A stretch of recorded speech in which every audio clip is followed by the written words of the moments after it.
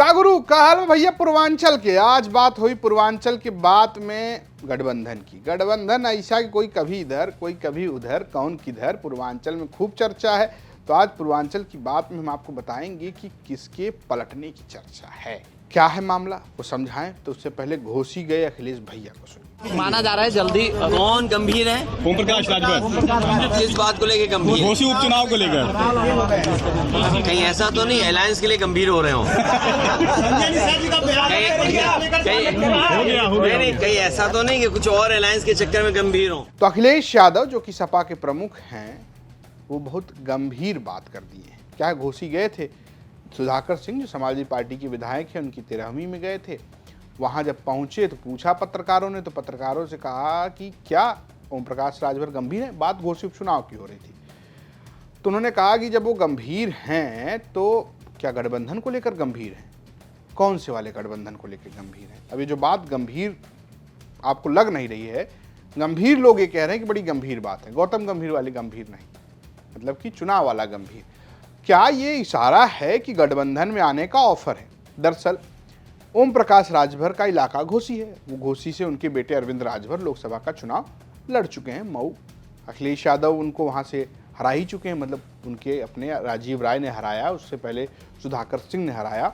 जब ओम प्रकाश राजभर की बात हुई और उनके उपचुनाव में लड़ने की बात हुई, तब अखिलेश यादव ये कह रहे हैं कि क्या वो गठबंधन के बारे में गंभीर हैं, क्या वो इधर आ रहे हैं। ये पहली बार नहीं है जब ओम प्रकाश राजभर को इस तरीके से अखिलेश यादव ने इशारों में ऑफर किया। पहले भी वो ऑफर करते रहे हैं, लेकिन इस ऑफरिंग के पीछे खूब चर्चा है।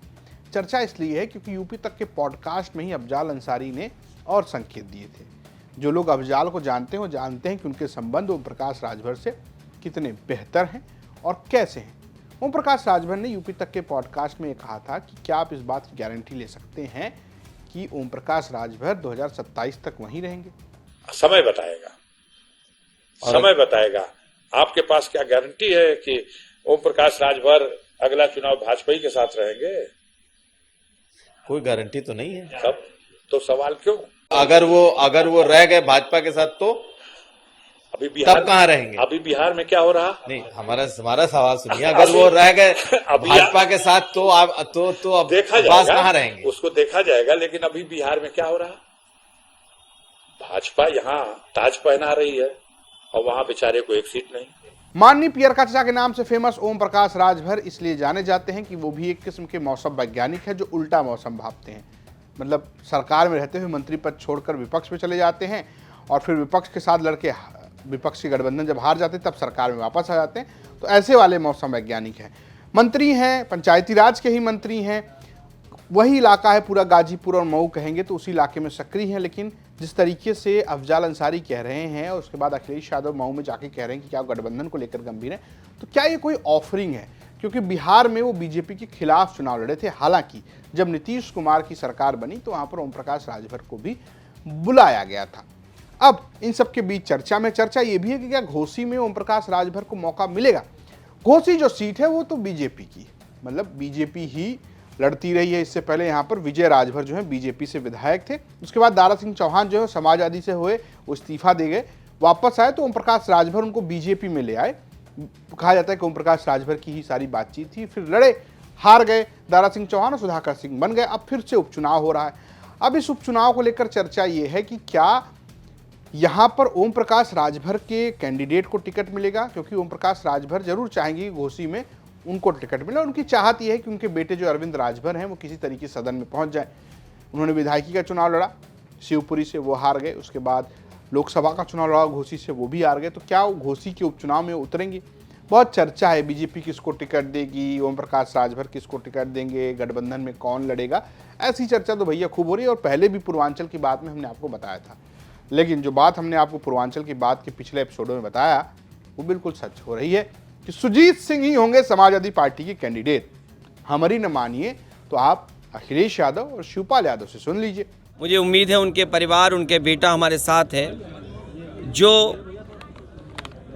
उन्होंने सेवा की है जनता की, सुजीत भी उसी तरीके से सेवा जनता की करते रहेंगे। तो क्या माना जाए कि जो बाई इलेक्शन होना है प्रत्याशी रहेंगे सुजीत? मैंने आपसे कहा हमारी पार्टी के सभी लोगों से बातचीत होगी।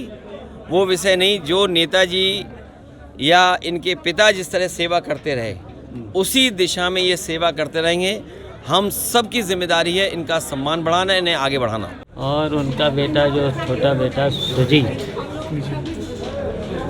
अच्छा बेटा है उनका, उनके साथ पूरी तरह से हम लोग साथ रहेंगे, पूरी तरह से, और उनकी कमी सुजीत ही पूरी करेगा।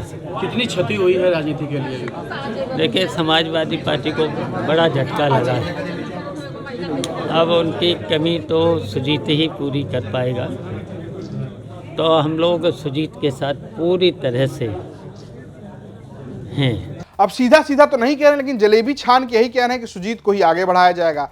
अब सुजीत जो है वो ब्लॉक प्रमुख रहे हैं, कहा जाता है कि साफ सुथरी छवि के आदमी हैं, सुधाकर सिंह जैसी पॉलिटिक्स करते हैं। सुधाकर सिंह अपनी पॉलिटिक्स के लिए खूब चर्चा में रहे क्योंकि वो खाटी समाजवादी टाइप के नेता थे। एक बहुत चर्चित डायलॉग रहा है और आपको हमने कई बार बताया भी है कि यही पिड़वा के नीचे और यही पिड़वा के नीचे, जितों के बाद और हरों के बाद, तो उस नीम के पेड़ के नीचे सियासत करते थे। अब उनके बेटे सुजीत जो हैं वो इस पॉलिटिक्स को आगे बढ़ाएंगे। उपचुनाव में ये संभावना जताई जा रही है कि सुजीत को टिकट अब मिल जाएगा क्योंकि अखिलेश यादव और शिवपाल यादव यानी कि चाचा भतीजे दोनों का आशीर्वाद अब सुजीत सिंह के साथ है। पॉलिटिक्स में समझिए कि अखिलेश यादव जो पीडीए की बात करते हैं उसमें ए से वो अगड़े में सुधाकर सिंह और सुजीत सिंह को भी रखते हैं। तो एक तरफ उपचुनाव होने वाला है, दूसरी तरफ गठबंधन का ऑफर है। अब देखना यह है कि ओम प्रकाश राजभर इस पर क्या जवाब देते हैं। हालांकि पूर्वांचल के जानकार कहते हैं कि पूर्वांचल में राजनीति में ऐसे कई तवे हैं जिस पे कभी भी रोटी पलट जाती है, लोग भी इधर से उधर हो जाते हैं। आपकी अपनी क्या राय है हमें कमेंट बॉक्स में जरूर बताएं। ये स्टोरी भेजी थी देवरिया से हमारे सहयोगी राम प्रताप ने। देखते रहिए यूपी तक। नमस्कार। क्या भाजपा में आपके आने की वजह आपके भाई साहब भी रहे? क्योंकि इतने लंबे समय से उनके बारे में ये चर्चा रही कि वो मुलायम सिंह के साथ मंच पर, अखिलेश जी के मंच पर, आज भी वो कम से कम स्ट्रगल ही करते हुए दिख रहे हैं सियासत में। आपको लगता है? बिल्कुल, और उनका स्ट्रगल खत्म भी नहीं होगा। नहीं होगा? नहीं होगा। उसका कारण बताता हूं कि ये लोग क्या है, ये सवाल नहीं करते हैं। ये लोग कभी ये नहीं पूछते हैं कि भैया अगर एक यादव को लड़ाना है आजमगढ़ से तो विजय लाल यादव भी हो सकते हैं, दुर्गा यादव भी हो सकते हैं, रमाकांत यादव भी हो सकते हैं, उमाकांत यादव भी हो सकते हैं। बहुत यादव हैं यहाँ आजमगढ़ में, गाजीपुर में। यहां भी लड़ने के लिए धर्मेंद्र यादव को क्यों आना पड़ता है? ये सवाल पूछ नहीं सकते। ये नहीं, ये पूछेंगे ही नहीं। उनका इसीलिए स्ट्रगल जीवन में खत्म नहीं होगा।